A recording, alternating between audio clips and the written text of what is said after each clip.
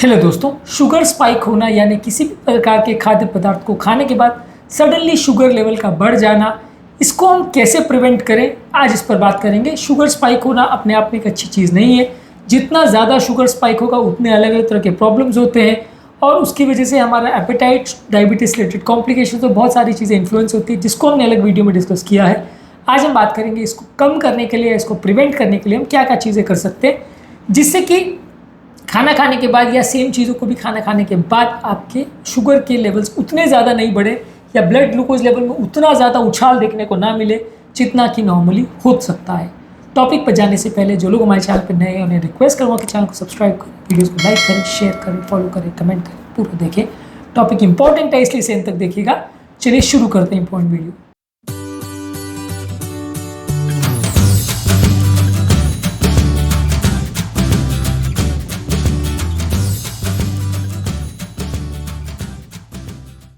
सबसे पहले आपको ऐसे खाद्य पदार्थों को चूज करना है जो ग्लाइसेमिक इंडेक्स में लो हो। ग्लाइसेमिक इंडेक्स का मतलब ये कि वो खाद्य पदार्थ जो खाना खाने के बाद ब्लड शुगर लेवल्स को जल्दी बढ़ाते हैं किसी भी कारण से। ब्लड ग्लूकोज के कंपैरिजन में अगर हम ग्लूकोज का ग्लाइसेमिक इंडेक्स को 100 मानते हैं तो उसके कंपैरिजन में कोई ग्लाइसेमिक इंडेक्स अगर किसी का 90 है तो वो काफ़ी हाई है, किसी का 10 है तो मान लीजिए अगर 100 ग्राम ग्लूकोज खाने के बाद अगर किसी का ग्लूकोज लेवल 100 पॉइंट्स बढ़ रहा है तो इसमें उसके खाली 1/10 बढ़ रहा है, जिसमें ग्लाइसेमिक इंडेक्स 10 है, तो काफ़ी कम है। अगर किसी का 90 है तो मतलब लगभग ग्लूकोज जितना ही वो ब्लड शुगर लेवल्स को बढ़ा रहा है, तो वो ज़्यादा स्पाइक प्रोड्यूस करेगा। मान के चला जाता है कि ग्लूकोज को डायरेक्टली हम खाएंगे तो सबसे ज़्यादा स्पाइक बनाएगा। उतना अगर कोई और प्रोडक्ट बना रहा है या उसके आसपास बना रहा है तो उसको हाई ग्लाइसेमिक इंडेक्स बोला जाएगा। जितना कोई प्रोडक्ट लो ग्लाइसेमिक इंडेक्स का होगा उतना वो शुगर वैल्यूज़ को नहीं बढ़ाएगा। इस मामले में होल ग्रेन्स जैसे oats, barley, quinoa, brown rice, non starchy vegetable जैसे पालक है, मेथी है, ब्रोकोली है, शिमला मिर्च है, फूल गोभी है, पत्ता गोभी है, दालें हैं, अंकुरित चीज़ें हैं, चने हैं, मटर है, या बहुत सारे फ्रूट्स जैसे कि एप्पल्स है, पेयर्स है और बेरीज, इनको अगर पूरी मात्रा में खाया जाए, फुल खाया जाए तो ये इनका ग्लाइसेमिक इंडेक्स लो होता है, लेकिन अगर इनका जूस पिया जाए तो ज़्यादा होता है। तो ये खाद्य पदार्थों को हम ज़्यादा सिलेक्ट कर सकते हैं जिससे कि इनका ग्लाइसेमिक इंडेक्स कम रहेगा, तो हमारा खाने के बाद शुगर वैल्यूज़ उतना नहीं बढ़ेगा। इसके अलावा आपके खाने में प्रोटीन्स और हेल्दी फैट्स को ज़्यादा मात्रा में डालिए। मान लीजिए अगर आपको एक एप्पल या एक ऐसी कोई खाद्य पदार्थ खाना भी है, जैसे चावल खाना है, तो उसमें अगर आप ज़्यादा मात्रा में सब्जी लेते हो, चने लेते हो, या उसके साथ कोई लीन मीट जैसे चिकन है, टर्की है, एग्स है, फिश है, ये लेते हो, या कोई प्लांट बेस्ड प्रोडक्ट्स जैसे टोफू, टेम्पे, सोयाबीन से जो बनता है ये ले सकते हो। ये सारी चीज़ें लेने से आपका जो बॉडी में ब्लड शुगर लेवल से उतना नहीं बढ़ेगा। खाना एक तरह से शुगर के टर्म्स में हम बोलेंगे तो डाइल्यूट हो जाएगा। मान लीजिए अगर आप सिर्फ चावल को खाते हो तो तुरंत शुगर वैल्यूज़ को बढ़ाएगा, लेकिन चावल के साथ आप सब्जियों को ज़्यादा मात्रा में खाओगे तो 20-30% समझ लीजिए चावल और 70% सब्जियाँ हैं, तो ओवरऑल आप खाने को पूरा देखोगे तो वो उतना ज़्यादा ब्लड शुगर लेवल्स को नहीं बढ़ाएगा जितना अगर आप सिर्फ चावल को अगर खाओगे, वो 100% चावल को खाओगे तो बढ़ाएगा। तो खाने की कार्बोहाइड्रेट की क्वांटिटी को और खासकर सिंपल कार्बोहाइड्रेट्स की क्वांटिटी को कम करना और उसको बाकी चीज़ों से मिक्स करना एक इंपॉर्टेंट स्ट्रैटेजी है जिससे आपका शुगर स्पाइक्स कम हो सकता है। इसके अलावा आप हेल्दी ऑयल्स वाली चीज़ें जैसे नट्स, सीड्स और एवोकाडोज को भी ले सकते हैं, ये भी आपके ब्लड शुगर के स्पाइक्स को कम करता है। इस मामले में ये नहीं कहेंगे कि जो नट्स हैं या ये जो सीड्स हैं या ये जो ऑयल वाले सोर्सेज हैं बुरे हैं, ये उल्टा फ़ायदा करते हैं और ब्लड ग्लूकोज लेवल्स को उतना नहीं बढ़ने देते जितना कि आइसोलेटेड हम अगर ऐसा प्रोडक्ट खा रहे हैं जो सिंपल कार्बोहाइड्रेट है, जल्दी पचने वाली चीज़ है। इसके अलावा सारे खाद्य पदार्थों में फाइबर वाली चीज़ें जैसे फ्रूट्स है, वेजिटेबल्स है, जिसका छिलका रहित उसको मत खाइए, छिलका सहित खाइए, ये ज़्यादा फायदा करेगा। इसके अलावा होल ग्रेन्स को खाइए, वाइट राइस के बदले ब्राउन राइस खाइए, ओट्स है, बार्ली है, ये सब खाइए। होल व्हीट को ज़्यादा खाइए या आटा भी थोड़ा मोटा पिसा हुआ वैसा खाइए रादर देन मैदा को। इसके अलावा जो चने हैं, दाल है, अंकुरित चीज़ें ये ज़्यादा खाइए, नट्स ही ज़्यादा खाइए, सब में फाइबर अच्छा होता है और फाइबर भी आपके ओवरऑल ब्लड ग्लूकोज के एब्जॉर्प्शन पैटर्न को स्लो करता है जिससे कि शुगर वैल्यूज़ नहीं बढ़ेगा।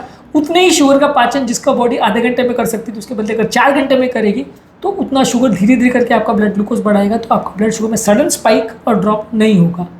इसके अलावा कम मात्रा में खाना खाइए। अगर आपको मान लीजिए अगर एक 100 ग्राम चावल खाना है तो उसको अगर आप 4 बार में डिवाइड करके खाओगे यानी 25-25 ग्राम डिवाइड करके खाओगे तो एक बार में सडन शुगर लेवल्स उतना नहीं बढ़ेगा जितना कि अगर आप पूरे 100 ग्राम या 200 ग्राम को इकट्ठे खाओगे तो होगा। तो उसको डिवाइड करके खाइए, बार बार डिवाइड करके खाएंगे तो ज़्यादा अच्छा रहेगा। इसके अलावा बैलेंस करके खाएंगे तो ज़्यादा अच्छा है, कम मात्रा में खाएंगे तो ज़्यादा अच्छा है। ओवरऑल पोर्शन कंट्रोल करेंगे, टोटल मात्रा ही खाना की कम कर देंगे तो ज़्यादा अच्छा है। इसके अलावा कोई भी लिक्विड फॉर्म में कैलोरीज मत लीजिए। लिक्विड जब भी आप कैलोरीज लेते हैं तो वो बहुत ज़्यादा शुगर स्पाइक्स करती है। कोई भी अगर आप कार्बोनेटेड बेवरेजेस, सोडा है, एनर्जी ड्रिंक्स है या जूसेस लेते हैं तो वो बहुत जल्दी आपके शुगर लेवल्स को बढ़ाती है। उसके बदले आप पानी ज़्यादा पीजिए, हर्बल टी लीजिए और ऐसे पेय पदार्थ ले सकते हैं जिसमें एडेड शुगर या तो ना हो और उसमें खुद का भी शुगर बहुत ज़्यादा नहीं हो, नहीं तो वो आपके ब्लड शुगर लेवल में सडन स्पाइक करेगा। और पेय पदार्थ खाद्य पदार्थों के कंपैरिजन में भी जल्दी पचते हैं, इसलिए जल्दी शुगर वैल्यूज़ को बढ़ाते हैं।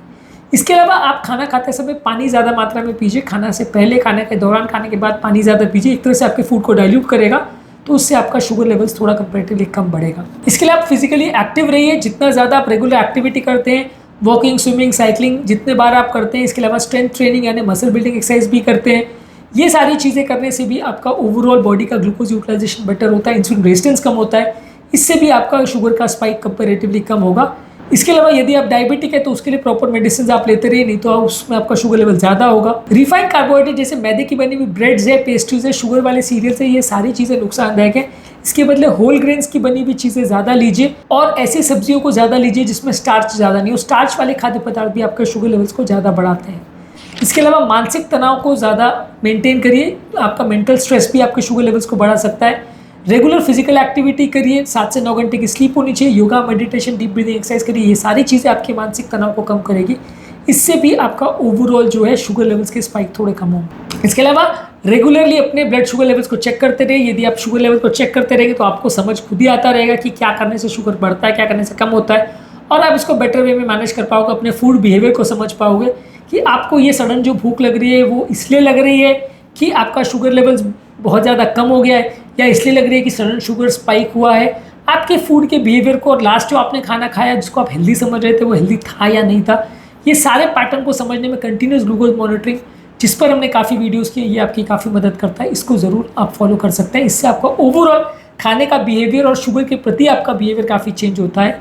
इसके अलावा अच्छी नींद, 7 से 9 घंटे की नींद, ये भी काफ़ी ज़रूरी है।